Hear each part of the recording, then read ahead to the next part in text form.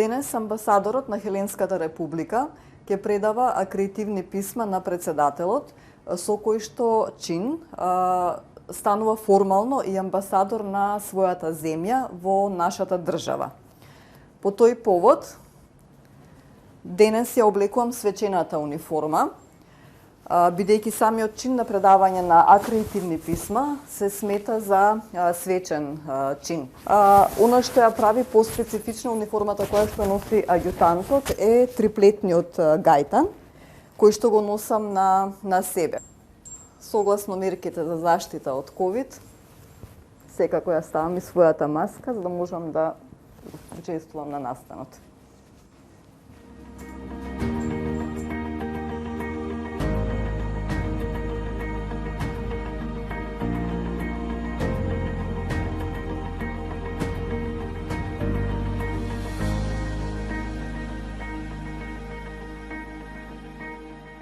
Аѓутант е висок воен представник во кабинетот на председателот и негов придружник при негови официјални посети, односно настани.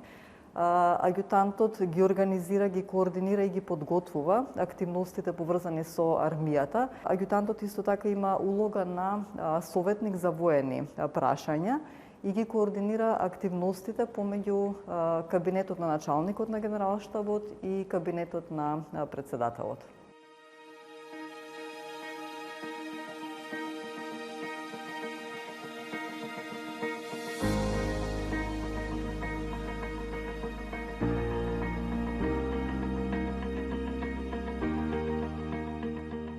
Со вашето поставување на позицијата на аѓутант, македонскиот јазик се збогати со именката аѓутантка.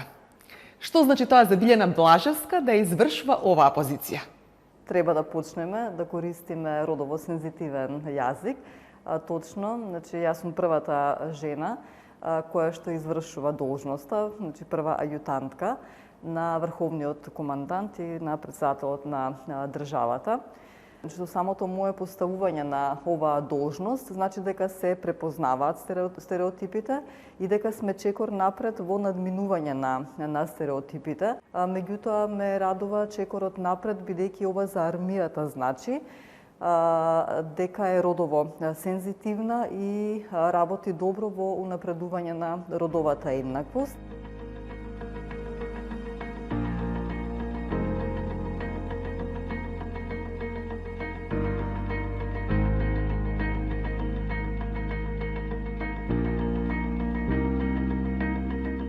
Да се биде војник, навистина треба да биде спремен, не само затоа што не се подготвува само за мирновремени услови, туку и се подготвува за разноразни мисии.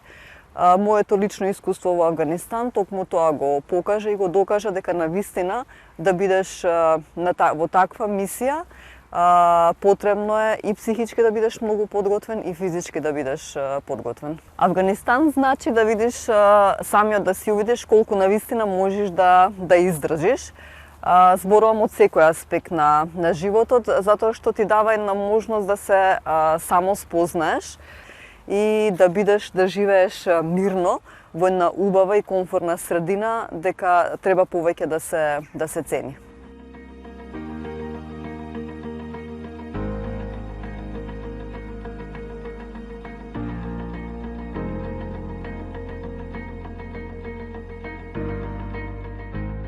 Јас сум тивка, но истовремено и многу гласна. Миролюбива сум, но истовремено и многу борбена. Професионално ги почитувам правилата, можеби и живеам, животот ми поминува по некои правила и да, го почитувам тоа навистина и треба да се водиме по некои правила и стандарди. Меѓутоа, истовремено, не ги сакам ритуалите, не би можела да замислам дека секој ден би ми поминувал исто. Во животот се што правам, не правам само за себе, не го гледам себично животот, туку правам и за идните генерации, значи тука почнувам од своите деца, да бидам добар пример, да им кажам дека треба да имаат цели и да се стремат кон постигнување на целите, дека треба да имаат соништа и да ги постигнуваат соништата, туку треба да се водат преку својата честност, професионалност, одговорност и на тој начин да ги постигнуваат зацртаните цели.